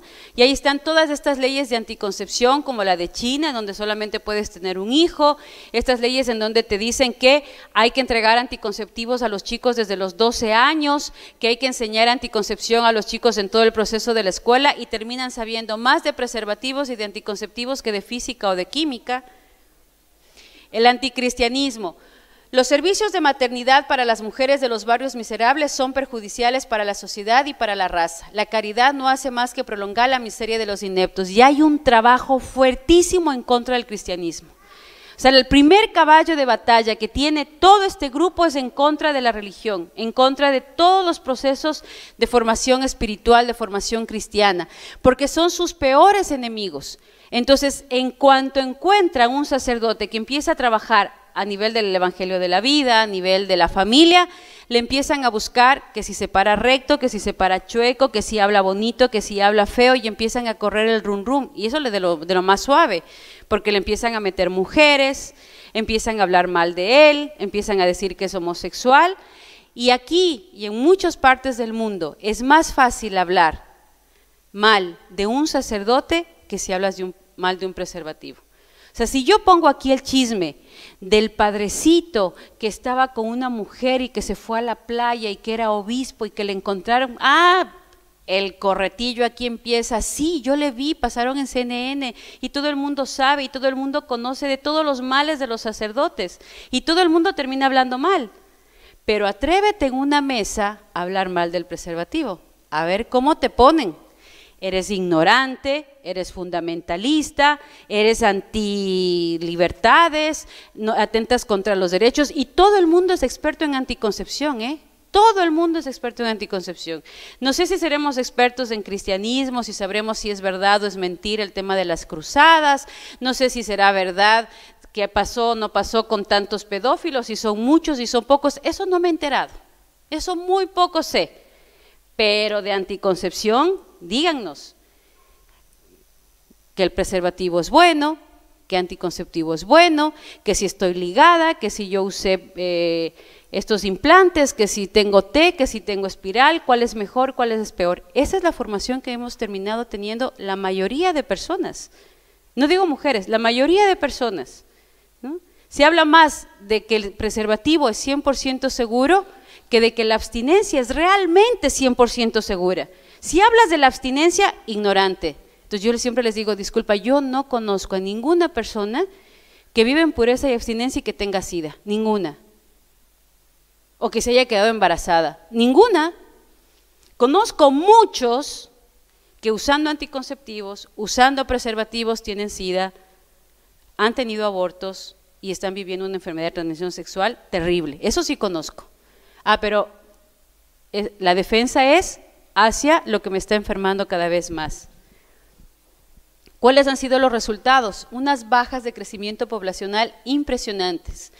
Hasta el 2004 en América llevamos en 2.1 a 2.9, en Europa en 1.8 y en Japón vamos ya a 1.3 y posiblemente al 2050 en el 1.9. Es decir, toda esta campaña lo que ha provocado es que todas las mujeres, sobre todo las mujeres, tengamos pavor a la maternidad, corramos ante la posibilidad de ser mamás o esposas y que no queramos ni siquiera tener hijos hoy, ¿no? O sea, ya no solamente no casarnos, ya no queremos ni siquiera tener hijos, seamos solteras o casadas, ya es algo que todo el mundo le da miedo. Entonces, casi todo el mundo está usando algún tipo de método anticonceptivo. ¿Cuáles son sus canales? ¿Cómo se llegó a todo esto? A través de las famosas conferencias que acapararon el 70% del trabajo de las Naciones Unidas, el de mujeres, el de población, niñez, tierra, y las últimas que fueron las conferencias de mujeres y jóvenes del 2010. Ahora sí viene la parte, ¿cómo operan? ¿Cómo se da esto? Lo primero, las conferencias están diseñadas para llamar la atención sobre algo particular. Un tema, el control poblacional. Si no controlamos la población, ya no vamos a tener tierra, ya no vamos a tener agua, nos estamos asfixiando, el planeta está a punto de desaparecer, entonces yo pongo el problema. Y en función de ese problema, pongo qué es lo que hay que hacer, que es el control natal. Entonces, si siguen creciendo la población, el mundo se va a extinguir. Y luego se producen documentos en un mal llamado consenso, es decir, los documentos los hacíamos nosotros. Una vez que nosotros los hacíamos frente al tema que teníamos, cogíamos foros como estos maravillosos, hablábamos sobre el tema, poníamos el tema. Entonces yo les voy a traer al súper experto, a la súper hiper consultora oficial de las Naciones Unidas, que les va a venir a dar una charla, que es lo que se hace con muchos periodistas también. Entonces yo les cito en un hotel precioso, 4 o 5 estrellas, a un grupo de profesionales de medicina, de periodismo, líderes sociales, políticos, asambleístas, senadores, congresistas, y les cito a esta sala. Traigo al súper experto en el tema, en donde les digo que ha hecho 20,000 publicaciones, 10,000 investigaciones, o sea, después de él, nadie. O sea, todos nosotros cucarachas al lado de semejante eminencia. O sea, tú no puedes ni abrir la boca porque ignorante. Sí, así de simple. Entonces, le traigo a él y él me cuenta toda la gravedad en la que vive la Tierra, porque hizo no sé cuántas investigaciones, porque dedujo que definitivamente si nace un niño más en la Tierra, ya, olvidémonos, ya no va a haber agua. Entonces, claro, como además tiene 80,000 títulos, tú no le puedes decir nada. Una vez que él ha pasado su conferencia, yo le pongo al público a que se reúna en mesas de trabajo, como lo va a hacer Susana hoy tarde, y les digo que el documento que ellos tienen que sacar tiene que ser en función de una problemática real que nosotros necesitamos exponer ante las Naciones Unidas para las políticas en América Latina. Adivinen cuál va a ser el tema de trabajo. El control natal. O sea, si sigue esta realidad y siguen naciendo niños, no, se va a acabar el planeta. Entonces es urgente el control natal. Que conste que no lo dijeron las técnicas de las Naciones Unidas, lo han dicho ustedes, que son las delegadas de las diferentes comunidades y que han venido invitadas a este foro. Luego se hacen las reuniones regionales de avance, pero personal de la ONU redacta un borrador que se presenta a los delegados de los países en la precomisión que se lleva a cabo en Nueva York. Como yo ya llevo todo esto, entonces voy desde las comisiones regionales, lo mismo pero hacia arriba, y cojo delegados políticos, delegados sociales, juventudes, profesionales, empresarios que estén trabajando el tema, elaboro el predocumento para llevarlo a la conferencia. ¿A través de qué logran más presión? A través de las organizaciones no gubernamentales que ellos mismos autorizan a estar en las cumbres. Entonces yo no es que dejo que todo el mundo entre, yo no voy a permitir jamás que Marcela, que es delegada del Perú, que además sé que es curuchupa, fundamentalista, católica, conservadora, no, pues o sea, esta señora lo primero que me va a plantear es la abstinencia, no. Entonces, a ella no la invito. Le voy a invitar a María Esther, porque yo sé que es una mujer de avanzada, más revolucionaria, está más en mi línea, va a la iglesia, pero dentro de todo su contexto es mucho más abierta hacia la posibilidad de yo negociar con ella. ¿Qué le voy a ofrecer? A María Esther yo le voy a ofrecer $300,000 para que haga lo mismo que viene haciendo, acompañando a mujeres con embarazo en crisis. Esther tiene un grupo en Mendoza, con este grupo hace atención a mujeres, lo hace muy bien, además es una persona reconocida en su comunidad, es decir, no le voy a invitar a cualquiera. Tengo que saber estratégicamente a quién. Ese era mi trabajo. Mi trabajo era llegar a una localidad, buscar las ONGs que estén trabajando en temas de juventud, de mujeres, en temas políticos, los cogía y hacía un pequeño avance con ellos con respecto a qué trabajo tenían y qué liderazgo tenían en la sociedad. Y en función de eso le decía, mira, Esther María, sé de tu trabajo, me parece espectacular, no voy a inventar el agua tibia, es decir, aquí yo no me voy a dar el trabajo de recién empezar un proyecto porque tú ya lo tienes. Vas a hacer lo mismo que venías haciendo, pero yo te voy a dar $300,000 para que mejores el trabajo. Lo lógico, yo me voy a decir, genial, ¿verdad, Esther María? $300,000, que se lo piense y es un avance. Pero, ojo, le digo, mira, sigue haciendo lo que tú estés haciendo. Lo único es que a tu trabajo le vamos a poner 2 ejes transversales, salud sexual reproductiva y género. Es lo único que vamos a hacer, ponerle 2 ejes transversales.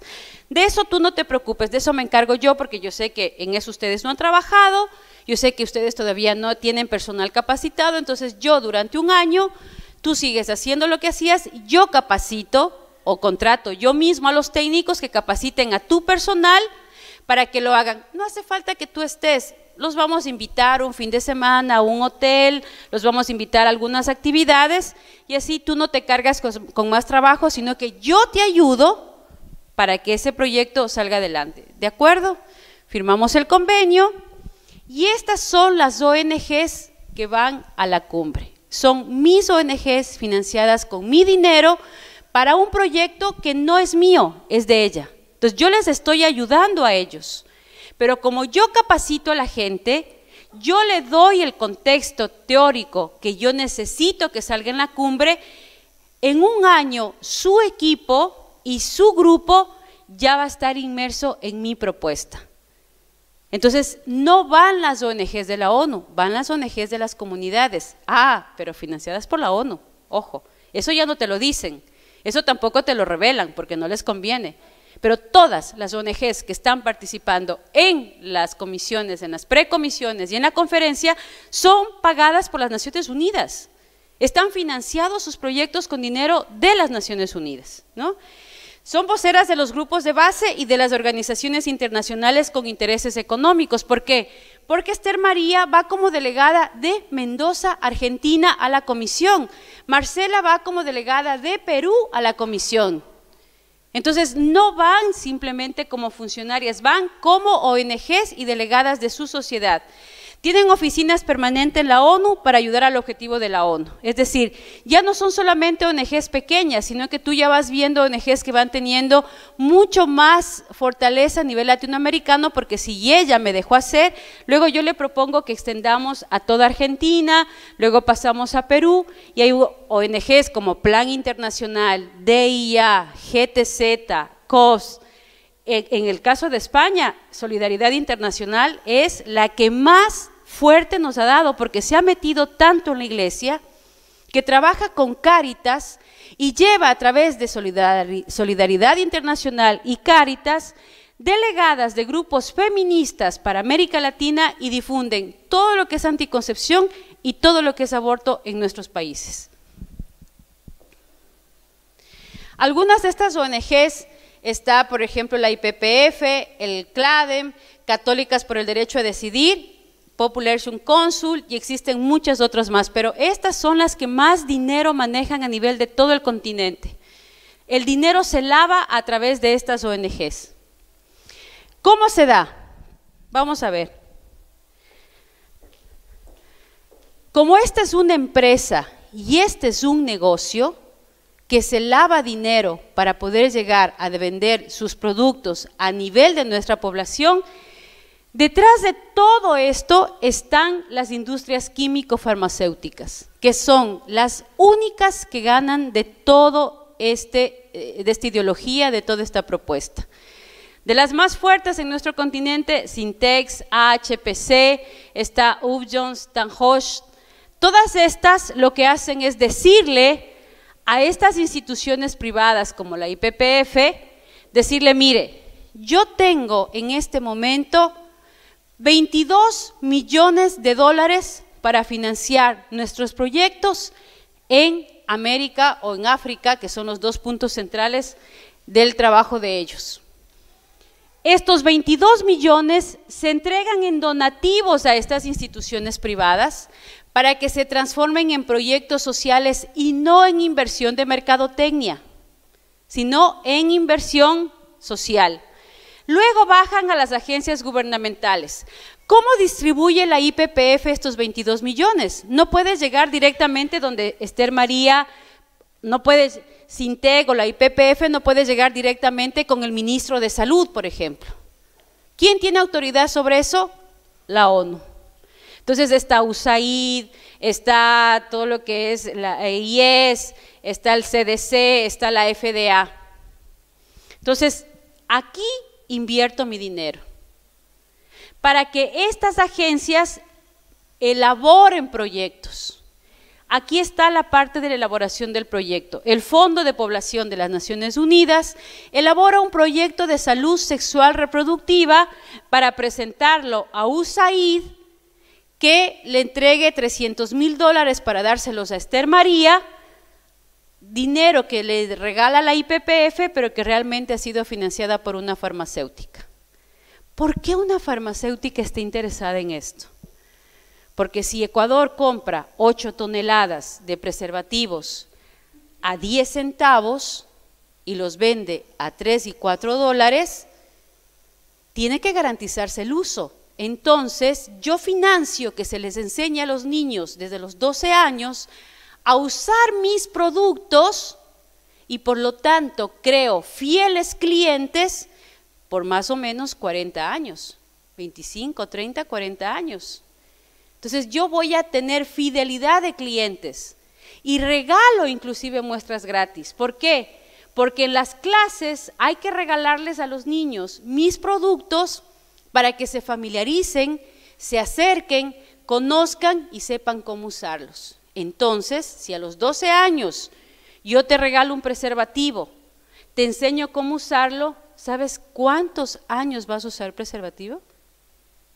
Si a los 12 años yo te enseño a usar la pastilla anticonceptiva y te hablo pésimo de la maternidad y te pongo cuadros terribles con respecto a la familia y a la maternidad, ¿sabes cuántas de nosotros estamos usando algún tipo de anticonceptivo y estamos convencidas de eso? No me levante nadie la mano, pero ¿cuántas de aquí sí están usando o han usado o están ya ligadas o están con DIUs o están con espirales durante muchos años? Son clientes de ellos. Ustedes pagaron para ese servicio. Y por ahí dirán, no, porque ahora se entrega gratuito. ¿Gratuito? Ustedes saben que en la vida nada es gratis, mis queridas amigas. ¿Saben a quién le cuesta el aborto gratuito de esta mujer que se está haciendo en este momento un aborto? A usted, a mí, en los impuestos. Usted y yo pagamos impuestos. Usted y yo con nuestro dinero le estamos pagando al médico de este centro de salud público que está haciendo abortos en este mismo instante. Por lo tanto, usted y yo somos cómplices de ese aborto, porque con nuestros impuestos se está pagando ese aborto. Con nuestros impuestos se está entregando anticonceptivos a nuestros hijos desde los 12 años. Con nuestros impuestos se están imprimiendo textos educativos en donde se les enseña a los niños a usar este tipo de productos desde que son adolescentes. Entonces no existe la gratuidad, porque el gobierno tiene que pagarle a esta farmacéutica. El gobierno tiene que comprarle, porque él paga para enseñarnos a usar los productos, pero no paga porque usemos. Ahí sí ya le tenemos que comprar. Entonces, le vuelvo a comprar, él me ha dado a mí, en el caso de Ecuador, las pastillas del día después, ellos invirtieron en el Ecuador $6 millones. Y en todos estos años se les ha comprado más de $22 millones. ¿Qué inversión, verdad? Yo le doy a usted $600,000, $1 millón, y usted en compras de mi producto me devuelve 4, 5, 6 millones, estoy hecho. ¿Ustedes creen que Billy Gates va a invertir sus $200 millones en las campañas de anticoncepción porque es buena gente? Porque qué simpático él, ¿verdad? Va a regalarnos $200 millones. Él va a invertir y de seguro en unos años ya los habrá recuperado. Ya vamos a ir terminando. Entonces ahí está la IPPF, que han hecho campañas inclusive de envenenamiento anticonceptivo en campañas de agua potable en sectores de extrema pobreza. Son documentos de ellos, o sea, no es que yo les estoy diciendo, no, son documentos de ellos. Esto está en la página del informe final de ellos, que los hemos ido bajando. Ahí está la página donde ustedes pueden entrar, es Planet Parenthood, donde está esto.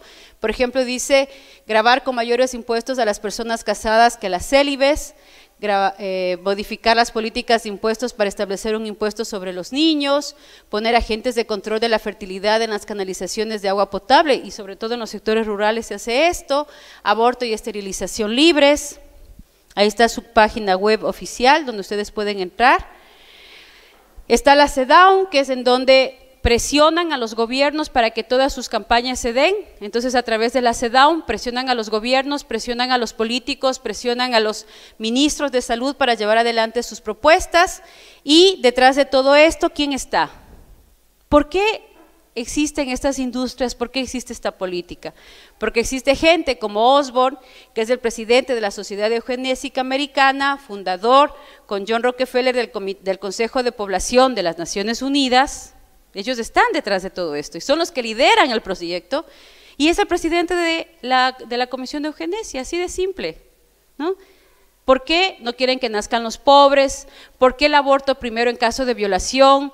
¿Por qué el aborto en caso de niños con discapacidades? Porque en el fondo también hay un pensamiento eugenésico y es estratega del criptoeugenismo.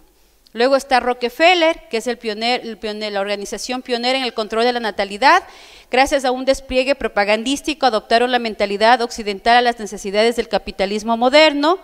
Y ahí está el famoso informe Rockefeller, que les pido a ustedes lo impriman para que lo lean. Y aquí están algunas de sus fundaciones que están trabajando muy fuerte a nivel de América Latina. Planet Parenthood tiene muchas oficinas aquí en España, ¿no? Que buscan la esterilización de los enfermos, la mujer como pieza clave de la nueva humanidad, la iglesia principal enemiga del progreso humano, por lo tanto hay que eliminarla, hay que destruirla, y la revolución sexual. Hay que redefinir también la igualdad, que es el paso de la política global, es decir, ya no solo buscan la igualdad, hay que redefinir la igualdad. O sea, ya no quiero solamente ganar igual que un hombre, ya no quiero tener 10 amantes igual que un hombre, ya no me quiero emborrachar igual que un hombre, ya no quiero hacer las cosas que hace un hombre. No, ya eso poco a poco lo hemos ido logrando.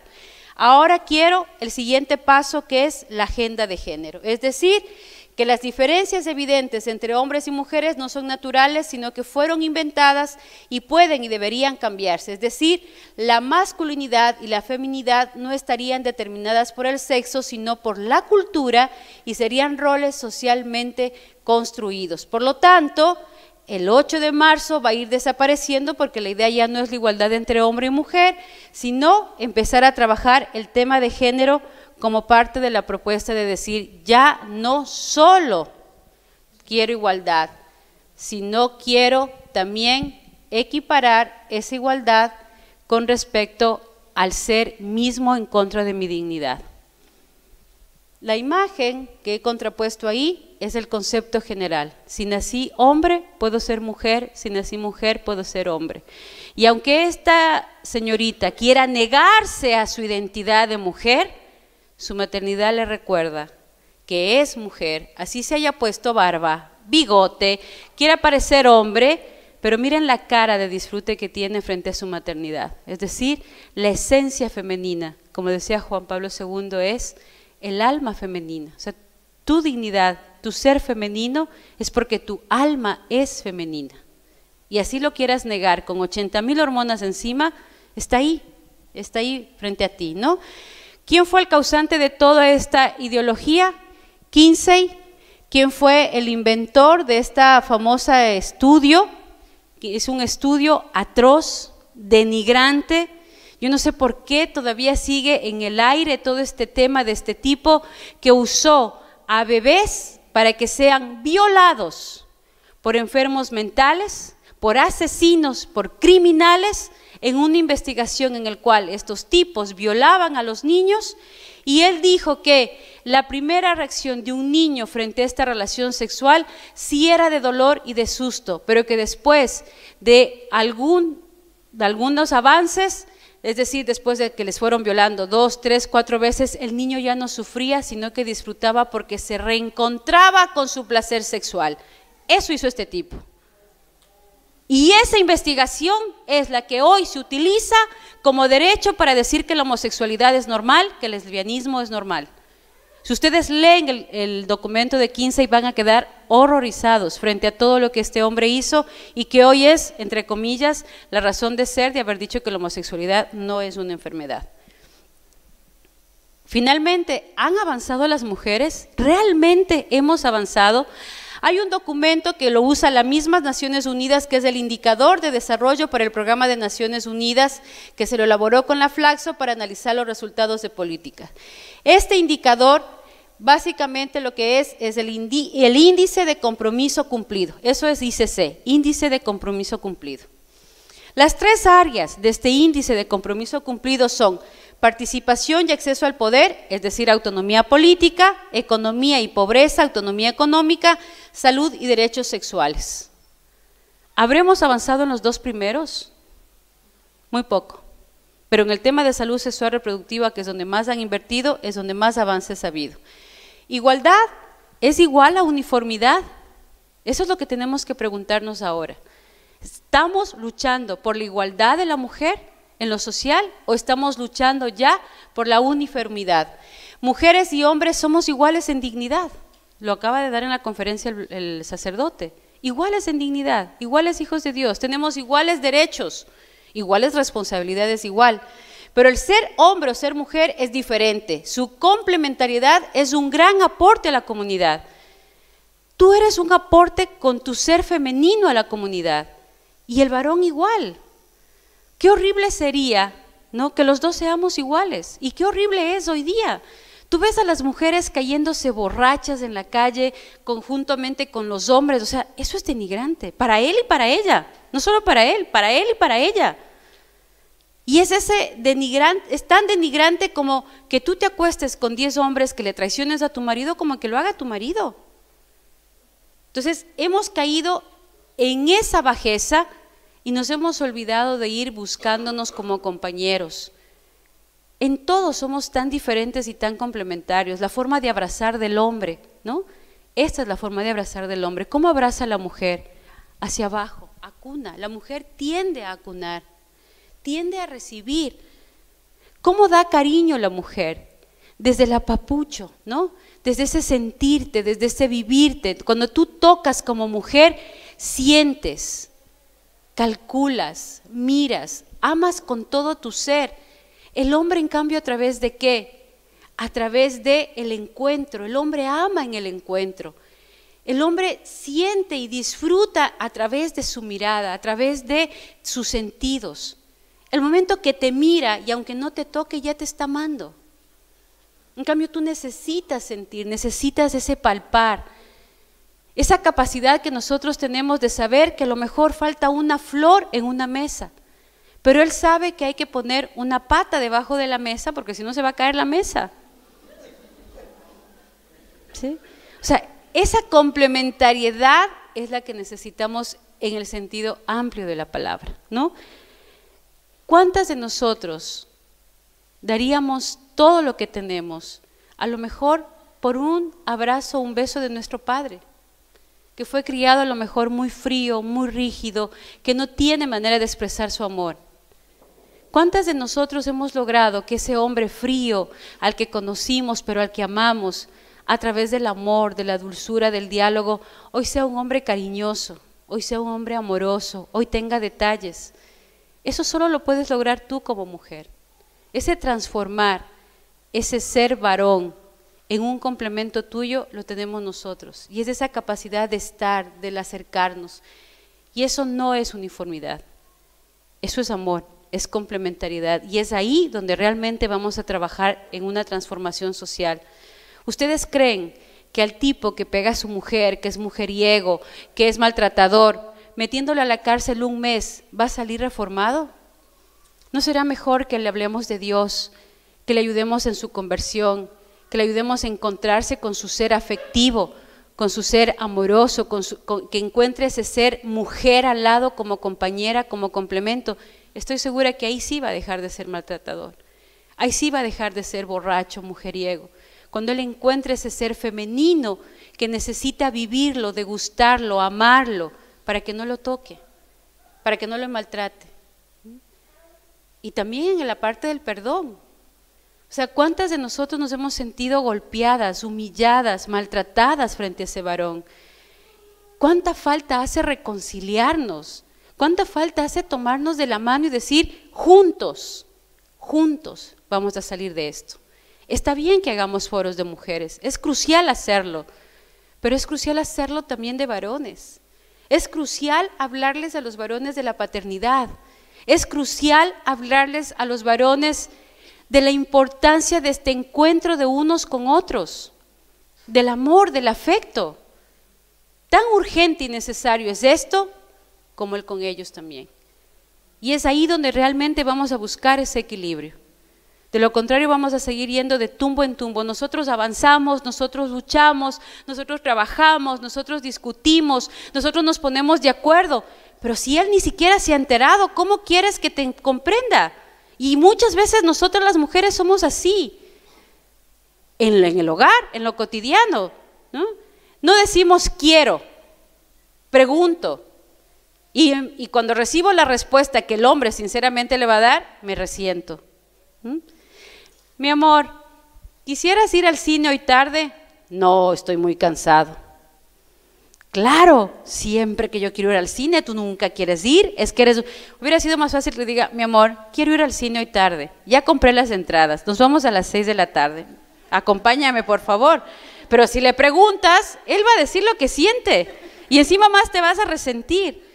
Entonces, son esos diálogos que es lo que tenemos que empezar a trabajarlos con mucha más fuerza. Estos dos modos de ser hombre o mujer no son intercambiables, aunque realicen las mismas actividades o ambos lo hacen desde su propia esencia, ¿no? Un gerente versus una gerente. Un gerente entra a la oficina, se sienta, llama a la secretaria, hay que hacer tales llamadas, tales cosas, tales teléfonos, tal. Una gerente entra a la misma oficina y le pregunta al señor de la entrada, al portero, buenos días, ¿cómo está? ¿Cómo va su familia? ¿Cómo están sus chicos? Ay, qué bien, qué bueno, qué bueno. Va la secretaria y le dice, ¿alcanzaste a comprar el pastel para el cumpleaños de tu hijo ayer? Qué pena, salimos muy tarde, qué lástima, pero hoy vamos a tratar de compensar eso. Y rato de sentarse, primero se entera de toda la chismografía de la oficina, si vinieron, no vinieron, vino con Christian Dior o que vino con la cartera nueva, sabe si la secretaria de al lado vino con la última moda del día, y después sí dice, mira, hagamos las cartas. Es otra esencia, es otro mundo, pero es necesaria, porque es necesario que alguien le pregunte al portero cómo está su familia. Es necesario que alguien se acuerde que su secretaria tiene hijos y que cumplen años. Esa complementariedad es la que no podemos perder y hay que luchar para que se siga generando.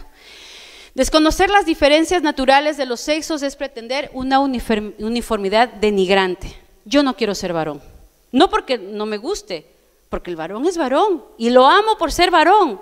Amo a mi marido, amo a mi padre, amo a mis hermanos, amo a mi hijo por el hecho de ser varones, por ser como son. Ayer comentábamos con unas amigas que me decían, mira, yo no sé ni cuándo hay que mandar a lavar el auto, porque él se encarga de todo, ¿no? Yo en cambio le decía, mira, yo en cambio tengo un papá al que le tengo que llamar y decir, papá, auxilio, y viene.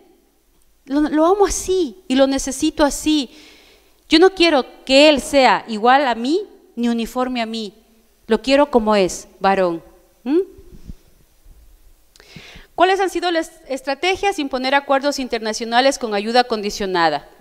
Tú me compras mi proyecto y yo te ayudo. Ejemplo, yo voy a financiar un proyecto de generación, de mejoramiento de escuelas y colegios, de un sistema de salud y educativo, siempre y cuando usted me ponga los ejes transversales de salud sexual, reproductiva y género.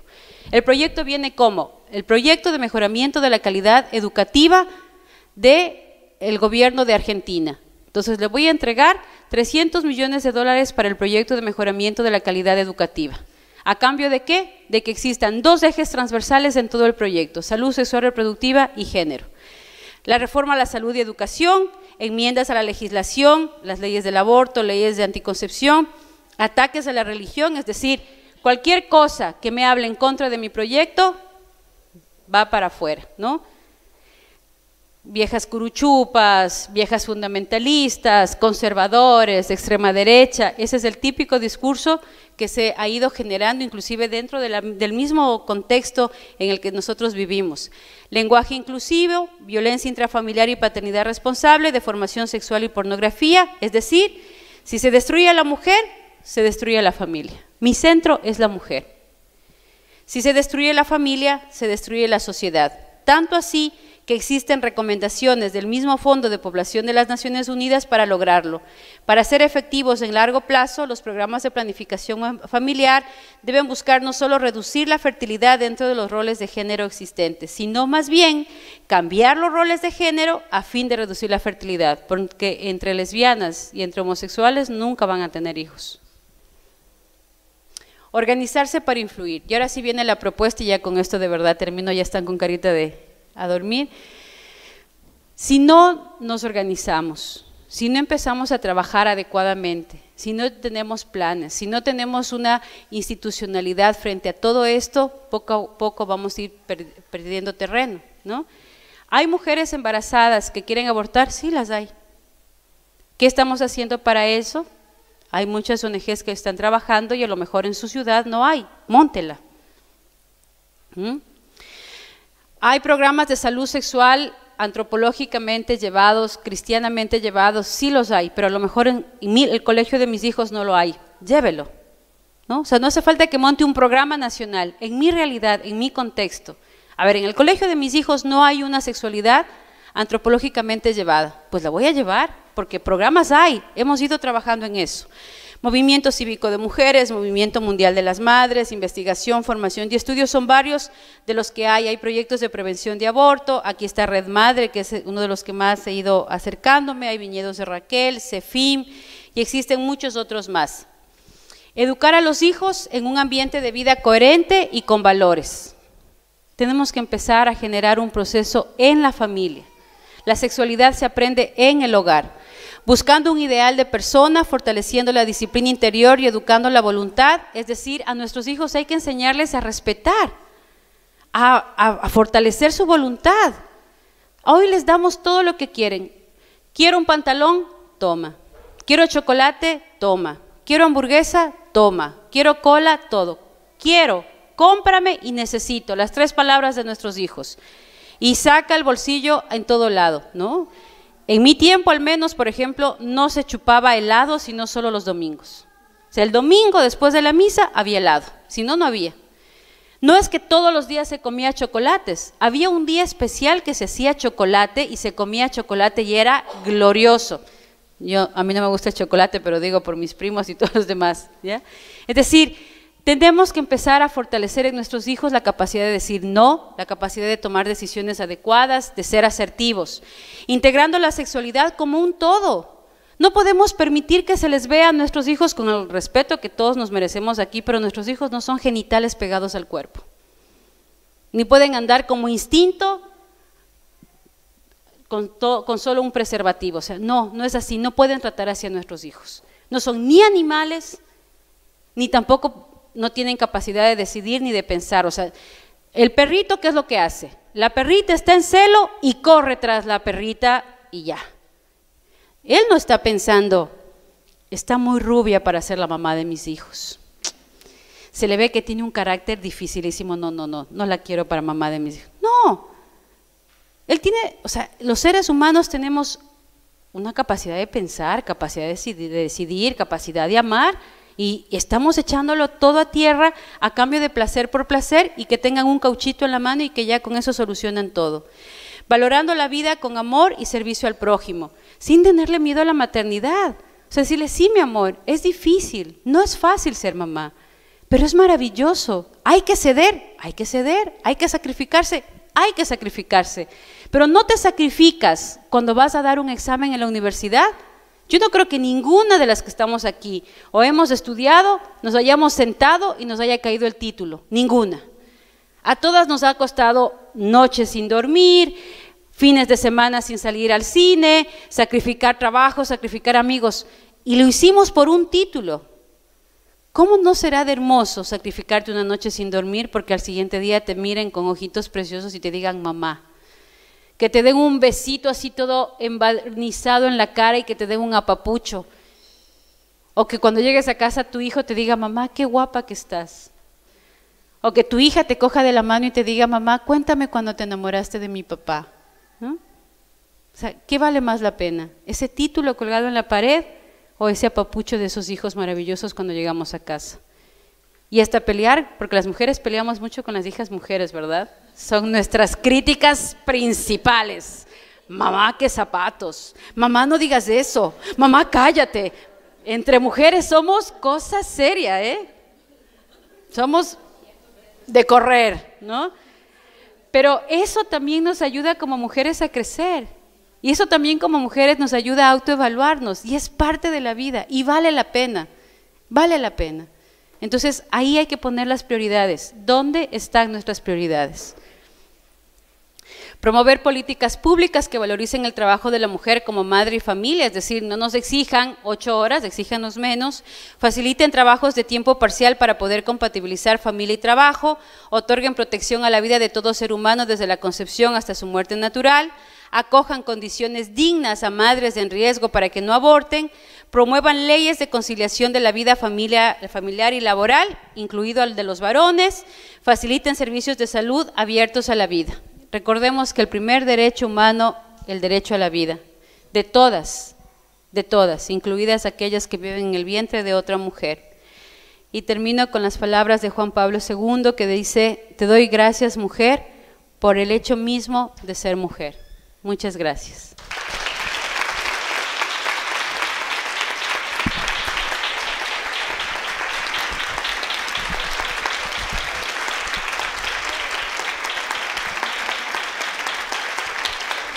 Y que vivan las mujeres, ¿verdad?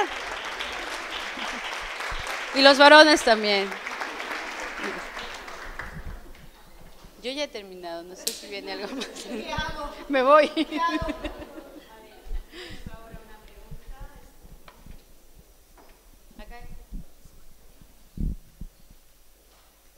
No es ahora una pregunta lo que voy a hacer, sino algo que viendo la hora que se nos ha hecho, creo que va a ser más lógico, se nos ha ido ocurriendo un poco a todos. Lo digo también para que sepáis que ahora tenéis un poquito más de tiempo si queréis preguntar tranquilas. Vamos a irnos a comer una vez acaben las preguntas y así luego las 2 horas de mesa redonda que estaban divididas entre antes y después de comer se harán juntas, ¿vale? Será mejor para todos, descansamos un ratito y también en el comedor no nos cierran porque si no se nos hará muy tarde y nos quedaremos sin. ¿De acuerdo? ¿Os parece bien a todas? Vale, lo hacemos luego todo seguido y así ahora podemos preguntar. Lo único que quitamos es tiempo de descanso, no se podrá hacer siesta. Vale. Perdón. Sí. No hemos cortado porque esto no se puede perder ni una sola palabra. Sí.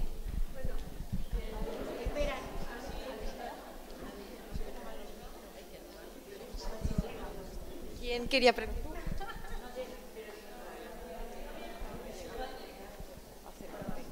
Por favor, lo siento. No, disculpa.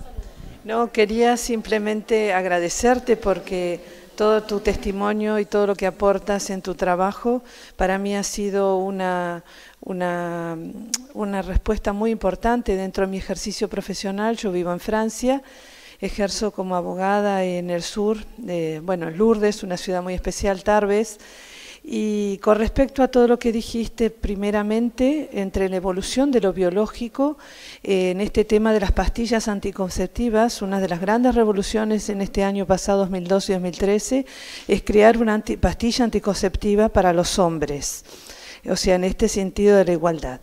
Pero para no demorar demasiado, una de las cuestiones que más me preocupan, y trabajando en el derecho de familia y derecho penal, en el derecho de familia una de las cuestiones más graves en Francia es el rol importante que tiene el Estado con respecto a esta situación de la familia destruida, que ya generalmente ni se casan, la situación que toma el Estado con el juez de menores, que retira a los hijos de la familia y los pone en familias que son tutoras o que las familias educativas pagadas por el Estado, y una vez que estos hijos entran a ser educados por estas otras familias para ayuda en su primer momento, que se les dice a sus padres, porque no pueden y no tienen la capacidad de educar porque están prácticamente todos separados y divorciados, estos hijos prácticamente no tienen familia a la larga del tiempo.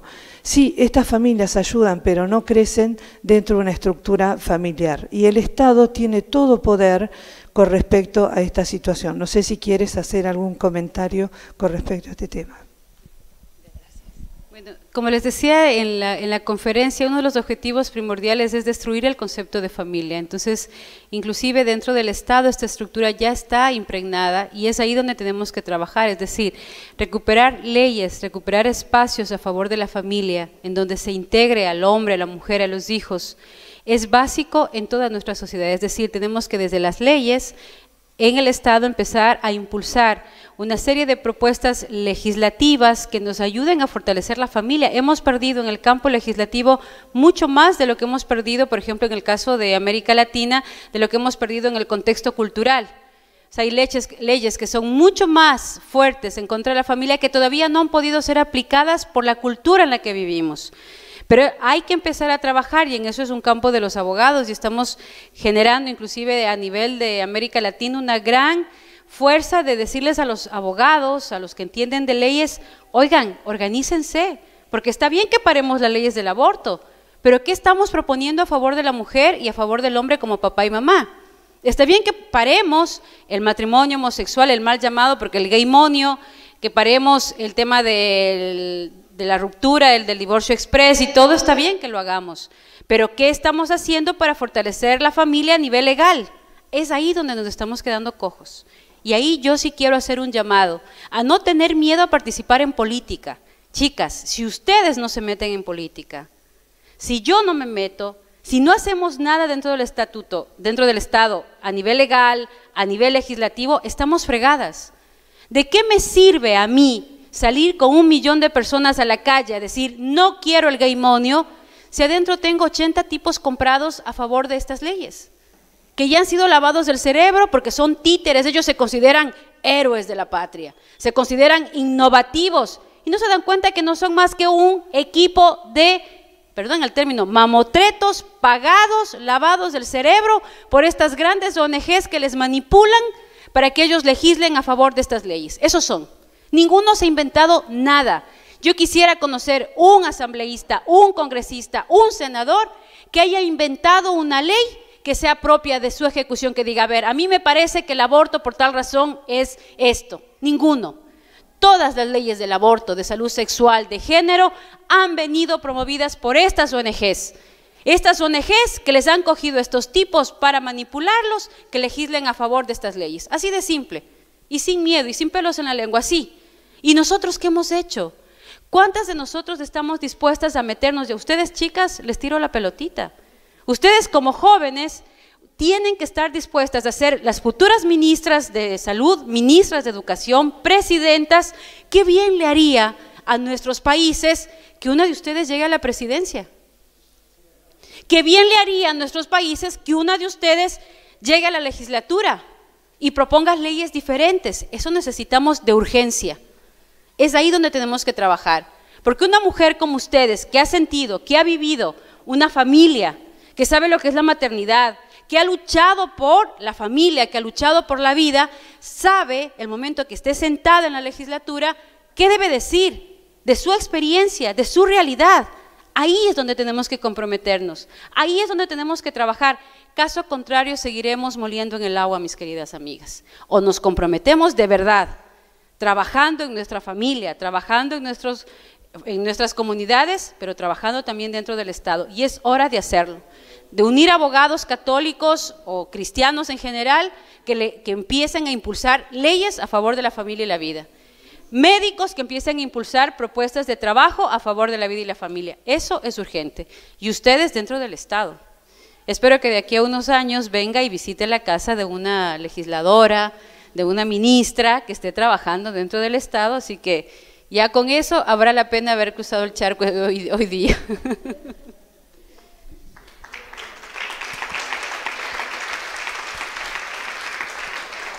Quiero aprovechar saludando a Humberto y a Betty de que están en Ecuador siguiendo el Congreso.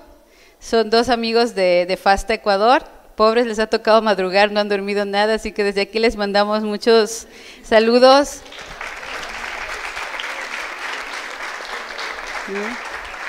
Están rezando para que no meta la pata, así que ya ese es el pilar que tenía ahí, ese era el escondido que yo traía guardado acá. ¿Alguna otra pregunta? ¿Alguna otra pregunta?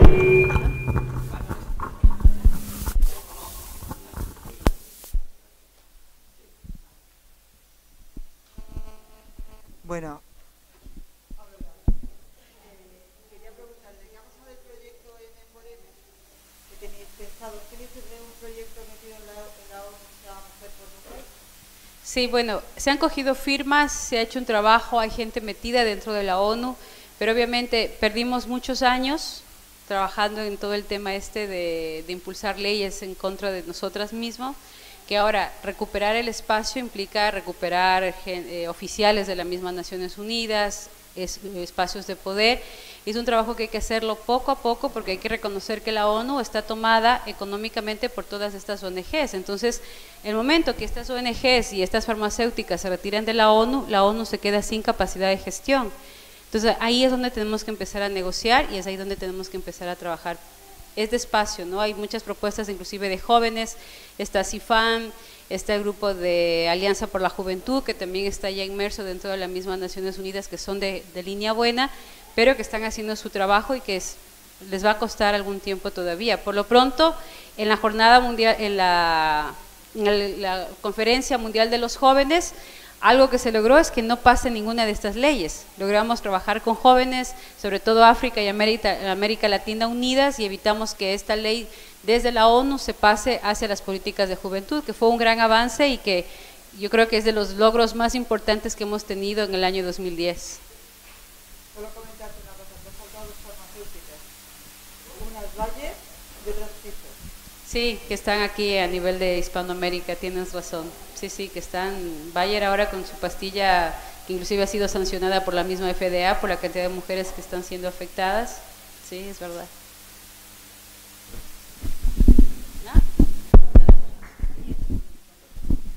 A ver, es que yo he oído una cosa que no sé si la he llegado a entender bien.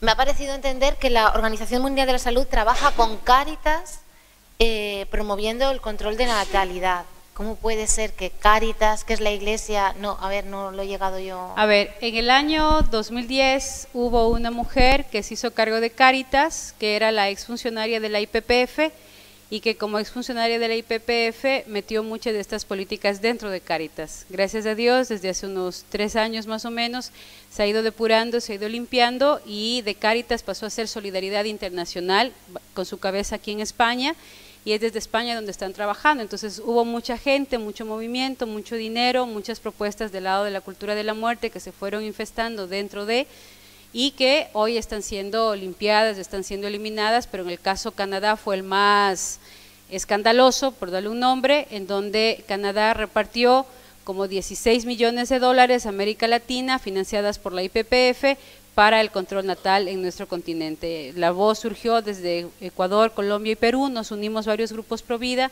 se hizo la denuncia y se empezó a trabajar, el dinero fue devuelto a Canadá y hoy ese dinero, por si acaso quieran ustedes solicitar fondos, no sé si sigan todavía disponibles, pero esos fondos se devolvieron y se ha solicitado que todos los proyectos que se hagan desde Cáritas sean obviamente dentro de la doctrina social de la Iglesia y a favor de fortalecer el Evangelio de la vida.